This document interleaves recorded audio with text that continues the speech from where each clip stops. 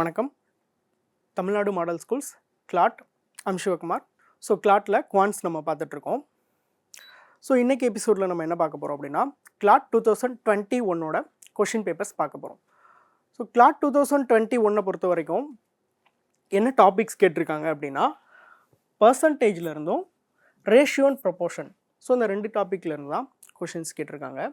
So நம்ம first பேசேஜுக்கு போகலாம். So first நம்ம ஆல்ரெடி டிஸ்கஸ் பண்ணியிருக்கோம். ஒரு பேசேஜ் இருந்ததுன்னா நம்ம பேசேஜை ரீட் பண்ணிக்கணும். தென் அதில் டேட்டாவை எல்லாத்தையும் எக்ஸ்ட்ராக்ட் பண்ணி எடுத்து ஒரு டேபிளாக ஃபார்ம் பண்ணிக்கணும். அதுக்கப்புறமா நம்ம ஒவ்வொரு கொஷினுக்கும் ஆன்சர் பண்ணுறதுக்கு ஈஸியாக இருக்கும். ஸோ நம்ம ஃபஸ்ட் பேசேஜ் ஒன்று ரீட் பண்ணிக்கலாம்.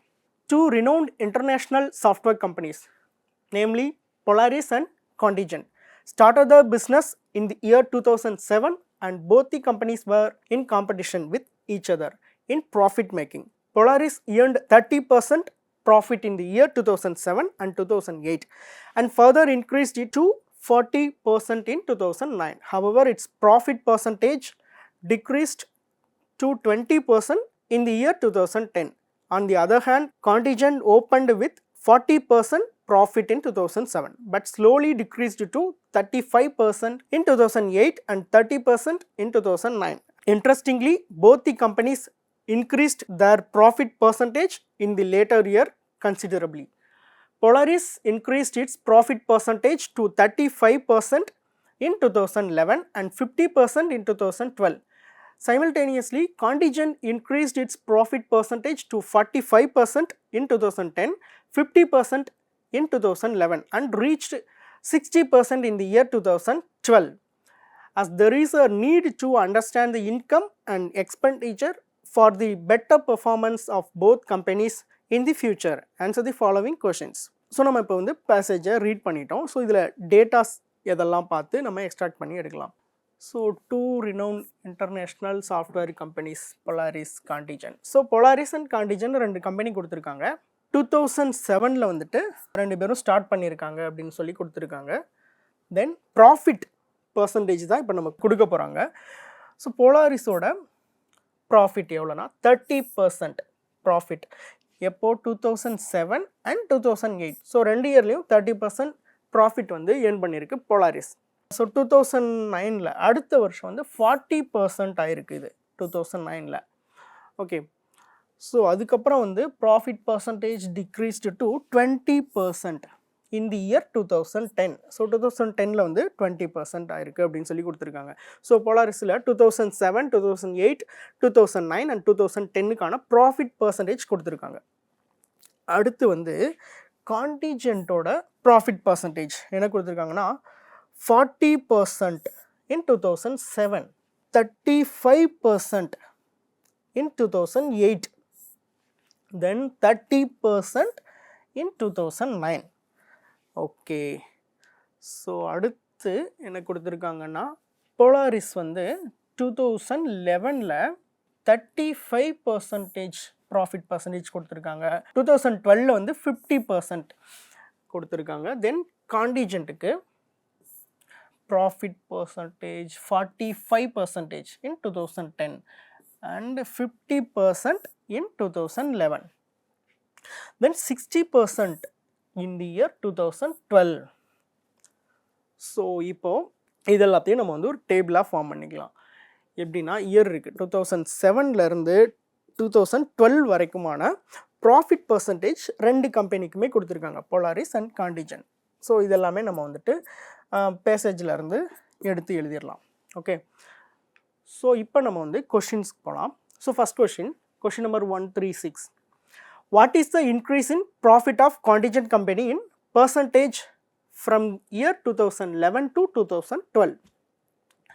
ஸோ என்ன கேட்டிருக்காங்க அப்படின்னா increase in profit of contingent company. Contingent கம்பெனியோட ப்ராஃபிட் இன்க்ரீஸ் ஆகிருக்கு இல்லையா? ஸோ அதை தான் கேட்டிருக்காங்க.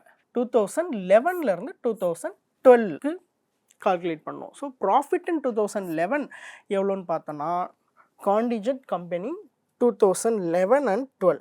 Okay, 50 and 60. ஸோ 50% 2012 60%. அப்போ இன்க்ரீஸ் பர்சன்டேஜ் எவ்வளோ? ஸோ இன்க்ரீஸ் பர்சன்டேஜ் எவ்வளோ? இன்க்ரீஸ் எவ்வளோ ஆயிருக்கு அப்படின்னா 50ல் இருந்து 60% மாறி இருக்கு. அதாவது 10% வந்து இன்க்ரீஸ் ஆயிருக்கு இல்லையா? அப்போது இந்த 10% 50%ல இருந்து 10% இன்க்ரீஸ் ஆகி 60 ஆயிருக்கு. ஸோ இது வந்து எவ்வளோ பர்சன்டேஜ் அப்படின்னு நம்ம கால்குலேட் பண்ணணும். So 10/50 into 100. ஸோ 20% இன்க்ரீஸ் ஆயிருக்கு. Option B is the answer. So next question number 137. So what percentage of the total profit making of Polaris company in 2011 and 2012 is the total profit making of contingent company in 2007 and 2008? Okay, என்ன கேட்டிருக்காங்க அப்படின்னா ரெண்டு கம்பெனியுமே mention பண்ணியிருக்காங்க, Polaris and Contingent. So போலாரிஸோட total profit 2011லையும் 2012லையும் நம்ம ஆட் பண்ணிக்கணும். அது வந்து காண்டிஜென்ட் கம்பெனியோட 2007 அண்ட் 2008 ஓட ப்ராஃபிட்டோட என்ன பர்சன்டேஜ் அப்படின்னு கேட்டிருக்காங்க. அப்போது ஃபஸ்ட் நம்ம என்ன பண்ணணும், போலாரிஸோட 2011 அண்ட் 2012 எவ்வளோன்னு நம்ம பார்க்கணும். போலாரிஸுக்கு 2011 அண்ட் 12 35 + 50, ஸோ 85. ஸோ காண்டிஜென்ட் கம்பெனிக்கு 2007 and 2008, so 40 + 35 which is 75. Okay, so 85%, 75%. அப்போ ரெக்யூட் பர்சன்டேஜ் எவ்வளோ என்ன அப்படின்னா என்ன கேட்டிருக்காங்க, இந்த போலாரிஸோட 85% இருக்கு இல்லையா, இது வந்து காண்டிஜென்ட்டோட இந்த 75%ல் எவ்வளோ பர்சன்டேஜ் அப்படின்னு கேட்டிருக்காங்க. அப்போ 85 / 75 × 100. ஸோ நம்ம இதை அடித்தோம் அப்படின்னா 113.3% அப்படின்னு நமக்கு கிடைக்கும். So option A is the answer. So next question number 138. If the income of the contingent company in 2008 was rupees 200 crores, what was its profit in 2009? அதாவது காண்டிஜென்ட் கம்பெனியோட 2008ல் இன்கம் வந்து rupees 200 crores-ஆக இருந்துச்சு அப்படின்னா இதோட ப்ராஃபிட் 2009ல் எவ்வளோ இருக்கும் அப்படின்னு கேட்டிருக்காங்க. ஆக்சுவலாக நம்ம இதை கால்குலேட் பண்ணுறதுக்கு வந்துட்டு சரியான டேட்டா இல்லை. ஏன் அப்படின்னா 2008ஓட இன்கம் நமக்கு கொடுத்துருக்காங்க. ஓகே, 2009ஓட இன்கம் கொடுத்துருந்தா நம்ம வந்து இதோட ப்ராஃபிட் பர்சன்டேஜை நம்ம கால்குலேட் பண்ண முடியும் இல்லையா? ஸோ 2008ஓட இன்கம் கொடுத்துட்டு 2009ஓட ப்ராஃபிட் கேட்டிருக்காங்க. அதனால இதுக்கு நம்ம வந்துட்டு சொல்யூஷன் கண்டுபிடிக்க முடியாது. So option D is the answer, cannot be determined. Okay, so next question number 139. What is the difference between the company with highest annual average profit percentage and that of the company with lowest annual average profit percentage? So difference கேட்டிருக்காங்க. என்ன கேட்டிருக்காங்கன்னா difference between highest annual average profitக்கும் lowest annual average profit percentageக்குமான difference. So annual average profit percentage நம்ம calculate பண்ணணும். இதுக்கு ரெண்டு கம்பெனிக்குமே, போலாரிஸுக்கும் காண்டிஜென்ட்டுக்கும். So போலாரிஸுக்கு பார்த்தோம் அப்படின்னா நமக்கு percentage கொடுத்துருக்காங்க இல்லையா, ஸோ அது எல்லாத்தையுமே நம்ம ப்ளஸ் பண்ணோம், ஆட் பண்ணோம் அப்படின்னா 205. ஸோ இயர்ஸ் பார்த்தோன்னா 2007லேருந்து 2012 வரைக்கும், ஸோ 6 இயர்ஸ். ஸோ ஒரு இயருக்கான ஆவரேஜ் பார்த்தோன்னா 34.16% ஃபார் போலாரிஸ். ஸோ அதே மாதிரி காண்டிஜென்ட்டுக்கு 260 வரும் டோட்டல் பர்சன்டேஜ், டிவைடட் பை 6 அப்படின்றப்போ 43.33% ஃபார் காண்டிஜென்ட். ஸோ டிஃப்ரென்ஸ் எவ்வளோ அப்படின்னா நம்ம 43.33ல இருந்து 34.16 நம்ம மைனஸ் பண்ணோம் அப்படின்னா நமக்கு கிடைக்கிறது தான் answer 9.17. So option C is the answer. So next question number 140. What is the percentage increase in profit of Polaris company from the year 2010 to 2011? அதாவது Polaris கம்பெனியோட 2010 to 2011 ஸோ ப்ராஃபிட் இன்க்ரீஸ் ஆகிருக்கும் இல்லையா, அது பர்சன்டேஜ் எவ்வளோன்னு கேட்டிருக்காங்க. இப்போ போலாரிஸோட profit percentage 2010ல் வந்து 20%, 2011ல் வந்துட்டு 35%. ஸோ இன்க்ரீஸ் எவ்வளோ இருக்குன்னா 15%. ஸோ இன்க்ரீஸ் பர்சன்டேஜ் எவ்வளோ, 15% இன்க்ரீஸ் ஆகிருக்கு. எதில் இருந்துன்னா 20%ல் இருந்து. அப்போது 15 / 20 × 100 போட்டோன்னா நமக்கு என்ன வரும், 75%. Option B is the answer. So நம்ம ஃபஸ்ட் வந்து பேசேஜை ரீட் பண்ணிக்கலாம், அதுலேருந்து டேட்டாவை நம்ம எக்ஸ்ட்ராக்ட் பண்ணி எடுத்து ஒரு டேபிளாக ஃபார்ம் பண்ணிக்கலாம். தென் நம்ம கொஷின்ஸ்க்கு ஆன்சர் பண்ண போகலாம். ஸோ ஃபஸ்ட் நம்ம ரீட் பண்ணிடலாம். Passage 2. A newly formed state government wants to build more development in the state. Therefore, the government proposed to launch various welfare programs. Before bringing up any welfare program, the state government intended to understand the population percentage of the state by age groups so that the government could plan the welfare programs accordingly. The state government found that the state's 30% of the population were children between the age group of 0 to 15. Next to child population, 17.75% of the population were adolescents between the age group of 16 and 25. The yearly adult population, the age groups 26 to 35 were 17.25%. 36 to 45 were 14.50% respectively. The population who are between the age group of 46 to 55 constitute 14.25% and the elderly population of the state 56 to 65 is 5.12% and the 66 above is 1.13% was comparatively less than the other age groups. To get a better clarity, the state government concerned is seeking the answers to following questions. So நம்ம பேசேஜை read பண்ணிட்டோம். இப்போ எதெல்லாம் டேட்டான்னு சொல்லிட்டு நம்ம எடுத்துக்கலாம். இதில் நம்ம இப்போ ரீட் பண்ணதில் ஏஜ் குரூப்பும் அவங்களோட பர்சன்டேஜும் டோட்டல் பாப்புலேஷனில் அவங்களோட பர்சன்டேஜும் கொடுத்துருக்காங்க. ஸோ எவ்வளோ பர்சன்டேஜ் என்ன ஏஜ் குரூப்புக்கு அப்படிங்கிறது தான் data. So children between age group 0 to 15 இயர்ஸ்க்குள்ளே இருக்கவங்க எவ்வளோ பர்சன்டேஜ் இருக்காங்க அப்படின்னா 30% of the total population. So அடுத்து வந்து 17.75%. ஸோ யாருன்னா 16 to 25 இயர்ஸ்க்குள்ளே இருக்கவங்க 17.75%. தென் 26 to 35 ஏஜ் இருக்கவங்க வந்துட்டு 17.25%. தென் 36 to 45 இயர்ஸ் ஓல்டு வந்துட்டு 14.50%. தென் 46 to 55 ஏஜ் இருக்கவங்க வந்து 14.25%. தென் 56 to 65 வந்துட்டு 5.12%. 66 and above 1.13%. ஸோ இப்போ இது எல்லாத்தையுமே நம்ம வந்துட்டு இப்படி ஒரு டேபிளாக ஃபார்ம் பண்ணிக்கலாம். எப்படின்னா ஸோ ஒவ்வொரு ஏஜுக்குமே 0 to 15, 16 to 25 ஸோ இது எல்லாத்தையும் ஏஜ் அண்ட் பர்சன்டேஜ் டோட்டல் பாப்புலேஷனில் எவ்வளோ பர்சன்டேஜ் ஒவ்வொரு குரூப்பும் இருக்காங்க அப்படின்னு சொல்லி ஒரு டேபிளாக நம்ம ஃபார்ம் பண்ணிக்கலாம். ஸோ இப்போ நம்ம கொஷின்ஸ்க்கு போயிடலாம்.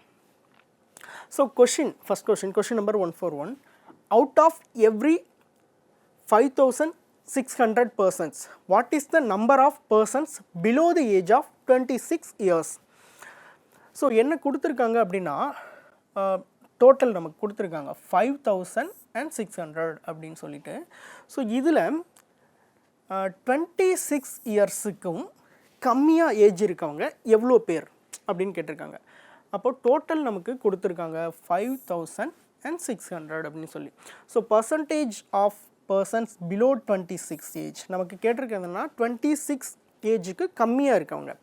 ஸோ அவங்களோட பர்சன்டேஜ் எவ்வளோன்னு நமக்கு தெரியணும். டேபிளுக்கு போய் பார்த்தோம் அப்படின்னா 26 to 35 நமக்கு கொடுத்துருக்காங்க 17.25 அப்படின்னு சொல்லிட்டு. நமக்கு இதை விட கம்மியாக தான் வேணும், 26க்கும் கம்மியாக.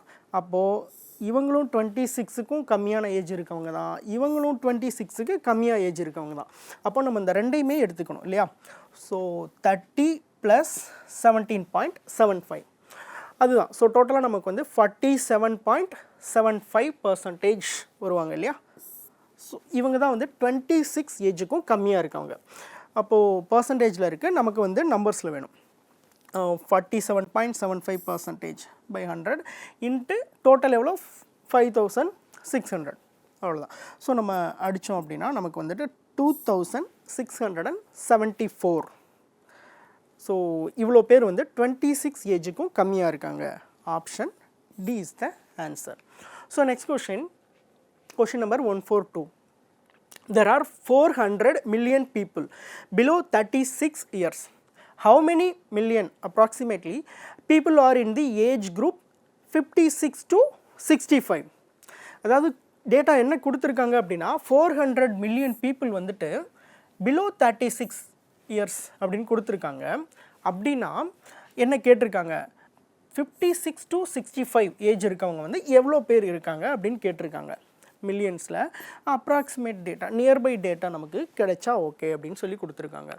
அப்போது நம்ம என்ன பார்க்கணும், பிலோ 36 ஏஜ் கொடுத்துருக்க டேட்டா.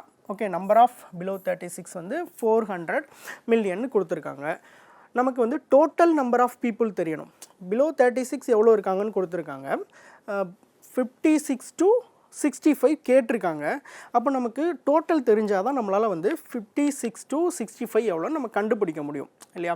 ஸோ நம்ம டோட்டல் பார்க்கணும். இந்த 400 மில்லியன் வந்து டோட்டல் நம்பரில் எவ்வளோ பர்சன்டேஜ் அப்படிங்கிறது நமக்கு தெரியும். அதாவது பிலோ 36 நமக்கு தெரியும் இல்லையா. நம்ம டேபிளில் போய் பார்த்தோம் அப்படின்னா 36 to 45 கொடுத்துருக்காங்க. அதுக்கு முன்னாடி இருக்கிறது எல்லாமே வந்து பிலோ 36 ஏஜ் தான் இல்லையா. ஸோ இது வரைக்கும் நம்ம பார்த்தோம் 47 கூட இதையும் நம்ம ஆட் பண்ணோம் அப்படின்னா இந்த பர்சன்டேஜ் எல்லாமே சேர்த்தா பிலோ 36 இயர்ஸ்க்கான நம்பர்ஸ் நமக்கு கிடைக்கும். ஓகே, ஸோ அப்போ டோட்டல் நம்பர் ஆஃப் பீப்புளை வந்து நம்ம எக்ஸ்ன்னு எடுத்துக்கலாம். So percentage of people below 36 வந்து 30 17 அதாவது ப்ளஸ் 30 + 17.75 + 17.75 டோட்டல் வந்து 65%. அப்போது டோட்டல் வந்து எக்ஸ்ன்னு பார்த்தோம் இல்லையா. 65% ஆஃப் எக்ஸ் அதாவது டோட்டல் எவ்வளோனா 400 மில்லியன். அப்போ எக்ஸ் எவ்வளோ அப்படின்னு நம்ம கண்டுபிடிக்கணும். So X is equal to 400 × 100/65. So நமக்கு வந்துட்டு 615 மில்லியன் அப்படின்னு சொல்லி டோட்டல் கிடைக்கும். ஸோ இப்போ நம்ம வந்துட்டு number of people in age 56 to 65 நம்ம ஈஸியாக கண்டுபிடிச்சிடலாம். எப்படின்னா 56 to 65க்கு பர்சன்டேஜ் நம்மக்கிட்ட இருக்குது 5.12% of total. So 5.12/100 total 615. So calculate பண்ணோம் அப்படின்னா 31.50 மில்லியன் அப்படின்னு நமக்கு கிடைக்கும். Option C is the answer. Okay, so next question number 143. If there are 20 million people in the age group 56 to 65, what is the difference between the number of people in the age groups 16 to 25 and 46 to 55? So first என்ன கொடுத்துருக்காங்க அப்படின்னா 20 million people வந்துட்டு 56 to 65 இருந்தால் different கேட்டிருக்காங்க. Different between number of people இந்த age group 16 to 25ல் எவ்வளோ பேர் இருக்காங்க அண்ட் 46 to 55ல் எவ்வளோ பேர் இருக்காங்கன்னு பார்த்துட்டு அதோட டிஃப்ரெண்ட் நம்ம கண்டுபிடிக்கணும். Okay, so 20 number of people in age group 56 to 65 தான் நம்ம கொடுத்துருக்காங்க 20 மில்லியன் அப்படின்னு சொல்லிட்டு. ஓகே, அப்போ டோட்டல் நம்பர் ஆஃப் பீப்புள் நமக்கு தெரியாது, அதை நம்ம எக்ஸ்ன்னு எடுத்துக்கலாம். ஓகே, ஸோ 56 to 65 எவ்வளோ பர்சன்டேஜ் இருக்காங்கன்னு நமக்கு தெரியும், டேபிளில் இருக்கு இல்லையா, அது given data. So 5.12% of X means total which is 20 million. அப்போ எக்ஸ் எவ்வளோ, அதாவது டோட்டல் எவ்வளோ 20 × 100/5.12 which is 390.6 மில்லியன். ஸோ அதை நம்ம வந்துட்டு இது பண்ணிக்கலாம், 391ன்னு எடுத்துக்கலாம். 391 மில்லியன் ஆக்சுவலி.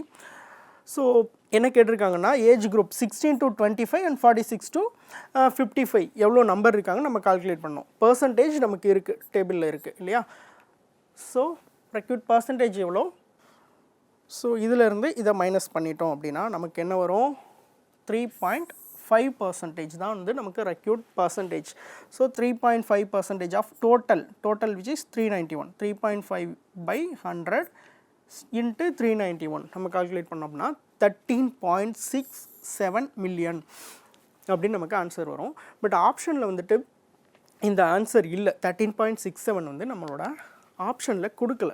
ஸோ 15.6 கொடுத்துருக்காங்க, 12.18 கொடுத்துருக்காங்க, 28.4, 34.7 கொடுத்துருக்காங்க. ஸோ நம்ம வந்துட்டு இப்படி இருக்குன்னா நியரஸ்ட் ஆப்ஷனாக நம்ம இதை எடுத்துக்கலாம்.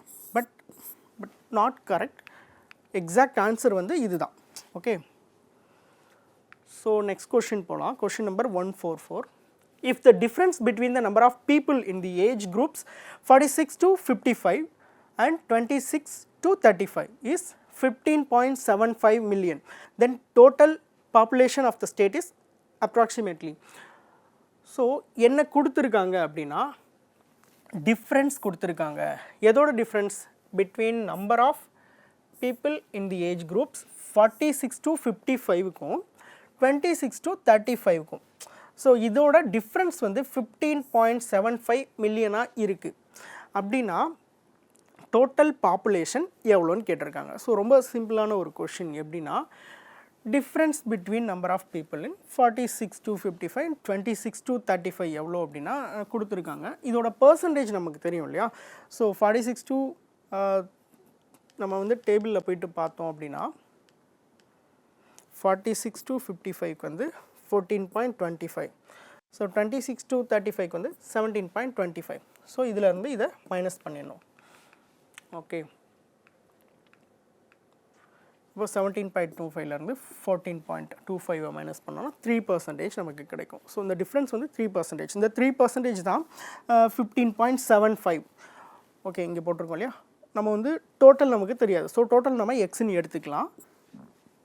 அப்போ 3% ஆஃப் டோட்டல் வந்து 15.75 அப்படின்னா எக்ஸ் எவ்வளோ? 15.75 இன்ட்டு 100/3 அடிச்சோம் அப்படின்னா 525 மில்லியன் அப்படின்னு நமக்கு கிடைக்கும். So option D is the answer.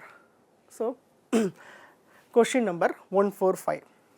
Which age group accounts for the maximum population in the state? So ஒரு 3 ஆப்ஷன் கொடுத்துருக்காங்க. 16 to 25, 26 to 35, 36 to 45, none of the above. So இந்த 3 ஆப்ஷனில் யார் வந்து மேக்ஸிமம் பாப்புலேஷன் அப்படின்னு நம்ம கண்டுபிடிக்கணும். மேபி இது எதுவுமே இல்லைன்னா none of the above போட்டுக்கலாம். ஸோ நம்ம ஃபஸ்ட்டு வந்து மேக்ஸிமம் பாப்புலேஷன் ஒன்றுக்கும் பர்சன்டேஜ் கொடுத்துருக்காங்க இல்லையா? அதை நம்ம எழுதினாலே போதும். ஐ மீன் ஸோ பர்சன்டேஜில் எது அதிகமாக இருக்கோ அதுதான். So 16 to 25க்கு 17.75, 26 to 35க்கு 17.25%, 36 to 45க்கு 14.50%. So இதில் எது அதிகம்னு பார்த்தோன்னா 17.75%. ஸோ அப்போ ஏஜ் குரூப் 16 to 25 தான் அதிகமாக. ஸோ அதிகமாக இருக்காங்க இந்த ஏஜ் குரூப்பில் இந்த ஸ்டேட்டில். So option A is the answer. Passage 3ல் 5 கொஷின்ஸ் இருக்குது. ஸோ ஃபஸ்ட் நம்ம பேசேஜை ரீட் பண்ணிக்கலாம். ரீட் பண்ணிவிட்டு அதில் டேட்டாலாம் எக்ஸ்ட்ராக்ட் பண்ணி எடுத்து ஒரு டேபிளாக ஃபார்ம் பண்ணிக்கலாம். தென் நம்ம கொஷின்ஸ்க்கு ஈஸியாக ஆன்சர் பண்ணலாம். So passage 3. COVID-19 pandemic turned life upside down for many families across the world. Mr. Abhishek was working as a sales executive in a famous marketing company.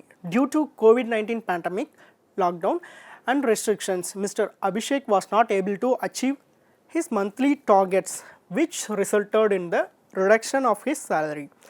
So far, he spent his income lavishly without any planning and prior calculations. However, the prevailing situation compelled him to plan his expenditure to adjust his life to the present income.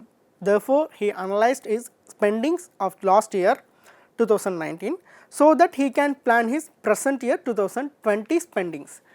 Through his brief analysis, he found that in the year 2019, he spent 23% of his income on food, 15% on housing and 12% on his child's education.